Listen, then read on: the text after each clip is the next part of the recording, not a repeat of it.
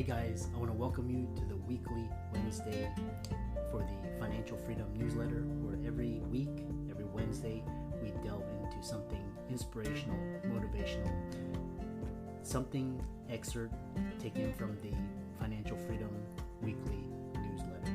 Wherever you are, if you're listening on Spotify, on iTunes, Google, be sure to click the like, subscribe, share, comment. And without ado, let's get into the show.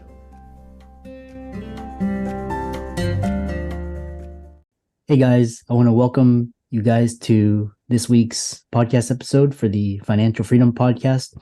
And I'm your host, Dr. Christopher Liu. Every week, I interview an entrepreneur, business owner, coach to inspire you. Hopefully, you get insights into the 4 types of freedom, where I talk about time, financial, location, and health freedom.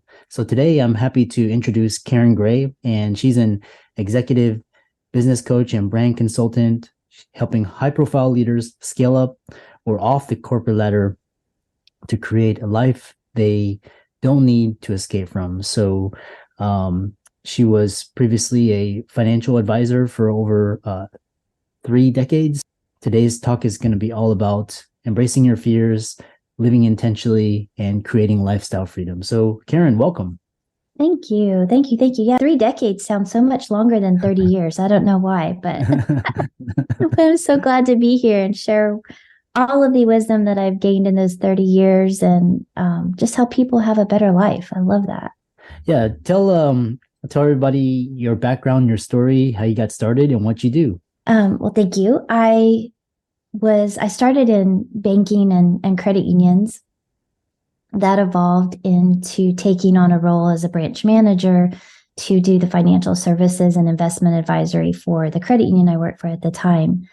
And after 30 years serving in banking, finance, financial advisory, I really just was completely burnt out.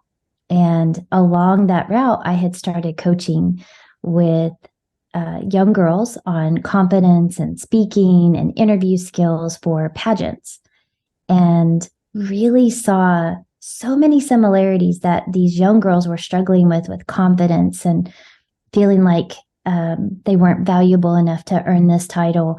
And my female clients who were struggling in corporate positions or struggling, maybe they had made a lot of money, but they couldn't manage it. And they were just all of these similar issues. It all went back to this internal view of their own value, their perception of their value. And I found that so fascinating that I began studying about that and really found that that was my passion. And so I began to get trained and really dive into the personal development piece around the coaching. Just fell in love with coaching. I felt like my passion found me in this journey, but launched full-time in my coaching career, walked away from financial services in 2000 and officially launching my business in 2000. So I just feel really blessed to be able to live a life that I don't have to escape from every single day because I'm just serving others. That brings me so much joy. But today I work with executive women, high profile women that just don't feel safe saying these things in their spaces. Really, we have to be strong as women. We have to be strong as leaders, male or female. And so to offer them a safe place to begin to process these things, because we've carried these for far too long. They've impacted so many pieces of our lives, and mainly our bank account. Yeah, that's really fascinating because I know today's, we want to know one of the key topics is value awareness and value quotient, which is I'm always in the marketplace for new terms and how to, frame things. So we'll just get right into it. Just tell us what is this new awareness is, this value quotient, and we can delve more. I love that. Thank you for asking about that. So what you're referring to is what I shared a little bit. So everybody knows what IQ is, right? Our intellectual abilities and intelligence. And then a new hot topic or hot subject is EQ, right? Your emotional intelligence, or how emotionally aware you are of what's going on in a conversation or the room and reading people. And I coined the phrase, or am coining the phrase, VQ. So your value awareness or your value intelligence.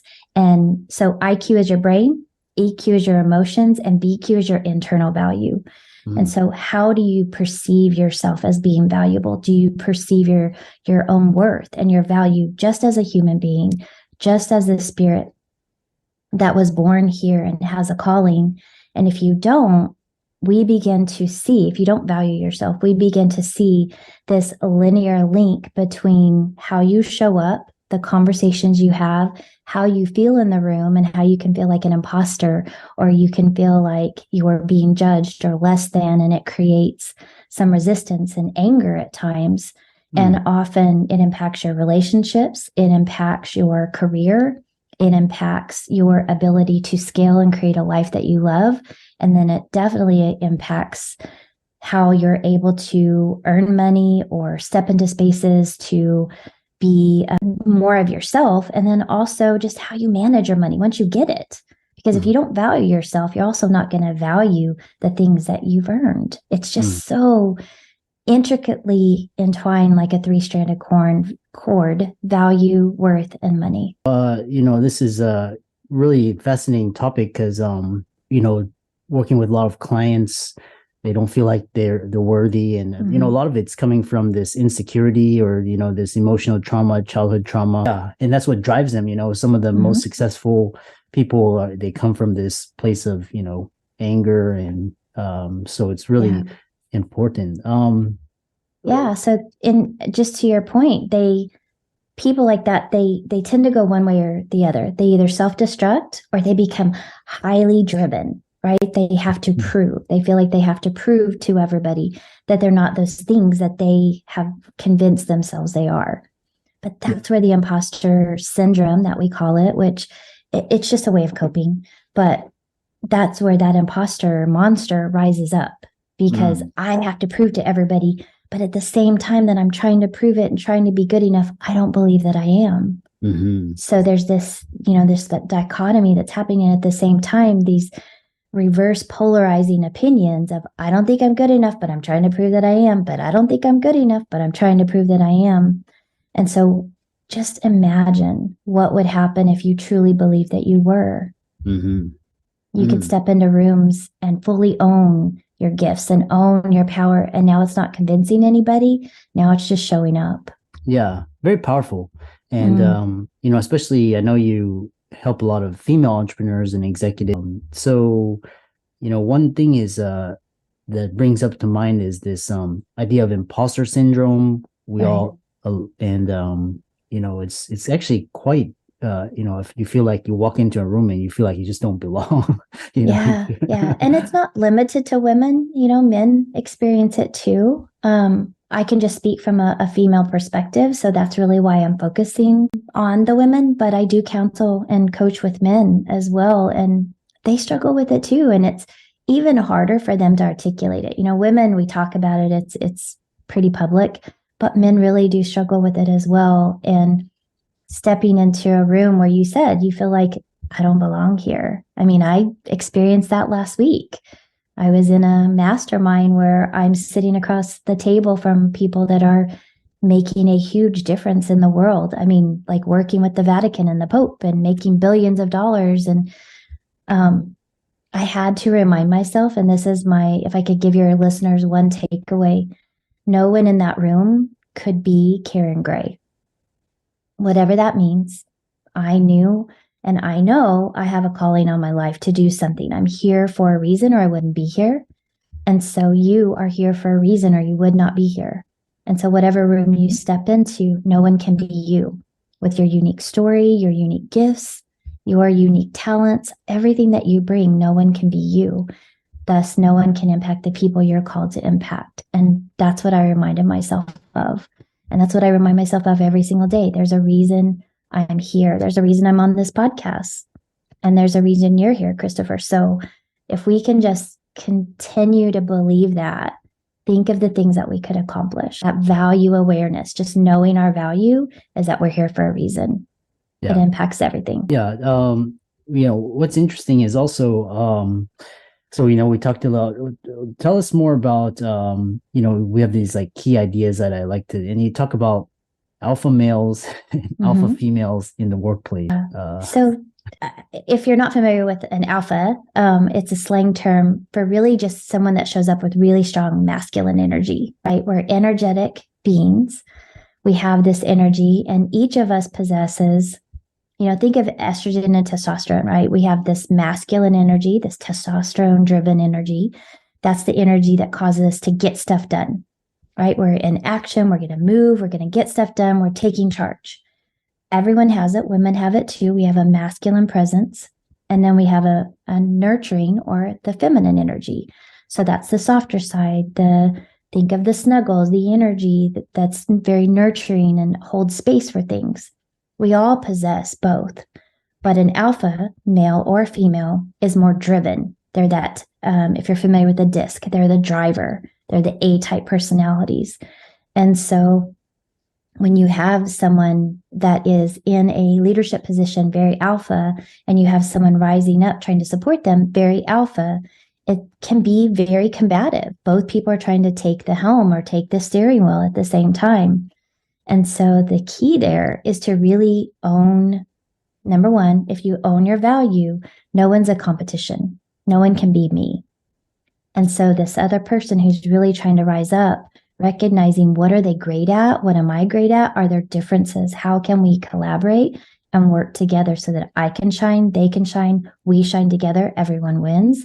We rise the tide together and lift all boats. So it's really just about presence and awareness of what it is that we bring to the table, without having, there's a lot of phrases that we could call it a competition. We'll just say, we'll keep it G-rated, have a competition between the two. So, but that alpha male, alpha female, really strong presence can be very polarizing to a team that is watching this happen. So it's really destructive if you don't get control of it. The other, while we're on it, I know what you're talking about, these slang terms, and I think most of the listeners know as well. But, while we're on that topic, you have this idea where you called facing your F word. So fear, faith, finances, and freedom. And so if you really look at everything that you desire, at the core of it are those things, right? We're spirit-led beings. So there's a level of faith. What do you believe in? What are you afraid of? So that's where those imposter things can come up. I'm afraid of being seen. I'm afraid of failing. I'm afraid of letting people down. I'm afraid of not being a success and not making the money. Finances, we all want to have a life of abundance, or we all want a certain life. And how are we showing up to earn that, to achieve it? Freedom looks different for everybody. But if you focus on those 4 F words, the real true F words, that's where that genuine overall sense of I'm not living a life I'm trying to escape from. Yeah, it's quite interesting. We're kind of we're about 2/3 of the way through. That's gone quick. Yeah, I know. Yeah, these podcasts usually. What is the one thing you wish all women knew about confidence? Oh, wow. I think that the thing that I have learned, which is what I teach, is that confidence is not something that I can get from anyone else. Someone can't make me more confident. I think with the value, the VQ that I talk about, we think that if I could just have the right lifestyle, have the right house, the right husband, the right family, the right clothes, live in the right neighborhood, have the right amount of money, the right things, I would then feel valuable. I would then feel confident.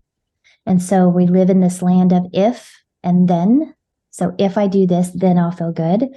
But really, confidence starts from just knowing who I am is different than everyone else on this planet. So there is a reason I'm here. No one else can do what I'm called to do. So seeing my inherent value just in that. So being confident that whatever it is I'm here to do, no one else can do it the way I can. Very interesting. How can people contact you, follow you, check out your work, etc.? You can find me anywhere on any platform, and my website is Coach Care. You can find me on Facebook, Instagram, and I'm not on Twitter, but Facebook, Instagram, and LinkedIn at Coach Karen Gray. And that's spelled KarenGray if you're just listening. But I've got a group coaching program starting the end of March. If you're listening to this before March 30th, you can still get in. There's a few spots available. I've got retreats coming up, and I do private one-on-one coaching. So my website, coachkarengray.com, you can find more information and connect. And with that, let's thank Karen for coming onto the show. All of her resources will be in the links and show notes, as well as her social media profile and handle. And with that, thanks so much for coming onto the show, Karen. Thanks, Christopher. I really appreciate the opportunity and love what you're doing to support other people as well.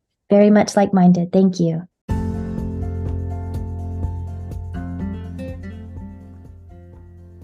I hope you really enjoyed that wonderful, inspirational, motivational piece. Again, wherever you are listening, if you liked it, be sure to like, comment, share, subscribe. We're on everywhere: Spotify, iTunes, Google, Amazon, Audible. And without much ado, be sure to thank this show's sponsors, and we'll see you next week.